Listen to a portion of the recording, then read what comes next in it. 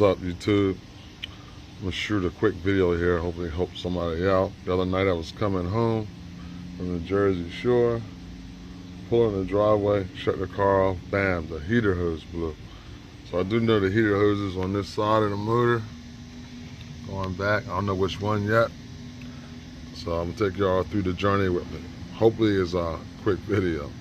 Probably the first thing we do is remove this little cover here. And the hose is up in here. So I'm just gonna take some of this stuff out of the way so I get a better look at it. First thing, obviously, we gotta get these two hose clamps off. Got this first clamp loosened up. Pop this part of this hose off first. And then want to pull this loose. Be careful, don't break nothing. A little side note. I noticed here, this was half into the throttle body. I never took the thing off. But back at 30,000 miles, the transmission was acting up. And while I was under warranty, they put a new trans in. So I'm sure they had to remove this. And this is how our local dealership put it back together. But I better straighten it out and get it on there and do it the right way. All right, I don't know if you guys can see, but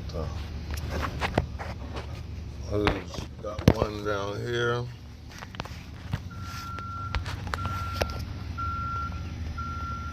And one behind it.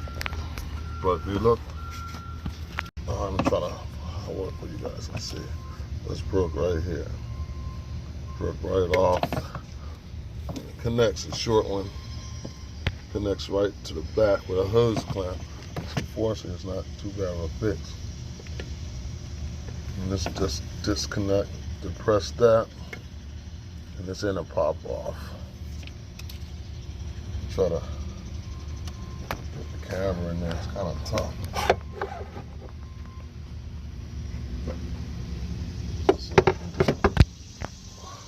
I got a little different angle here. This is the end of the hose. And you see there's a clamp there. You just depress the little white tab on the bottom, the whole thing pops right off.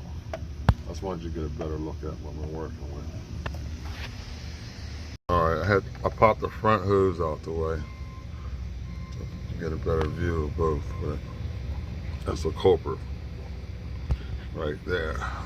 So all I gotta do is get that hose clamp back there, and it's like a little 7-8 inch hose, and it'll be good to go. What's up, guys? Next day. You know, things never go as planned.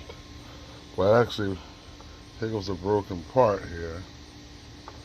What ended up happening when I disconnect the line in the T, that was broken also. So this, the other line, it was still good. That's how I kind of started out. So what I ended up doing was getting a new one. I got it overnighted on Amazon, actually.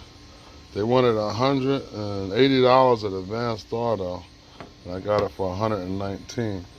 And it's Dorman 626556. It's a perfect match. This hose here will go back to your heater core in the firewall. And this one goes to the feed line coming in the back, and this one here goes in the front. One of those lines right there. All right, I was able to get it in place. You can see the one line going back to the firewall, and the other one goes to the bracket to the left.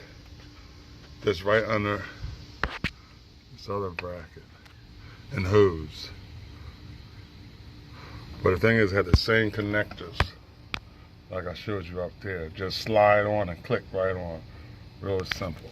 All you gotta do is make sure these line up.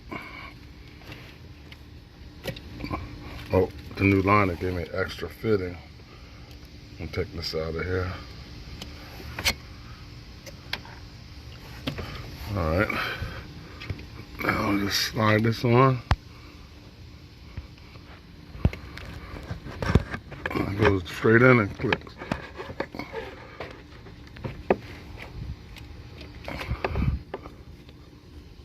little tussling, but I got them, man. Just gotta make sure those white locks line up the little square on the hose. You push it down to where it clicks. I just want to pop the air filter hoses back up. After that, just add some coolant. Get all the air out. Should be good to go. Alright, we got it running. Don't see any leaks or anything. Everything looks good. Now let it come up to temperature. Top off the fluids. But once again, thanks for viewing.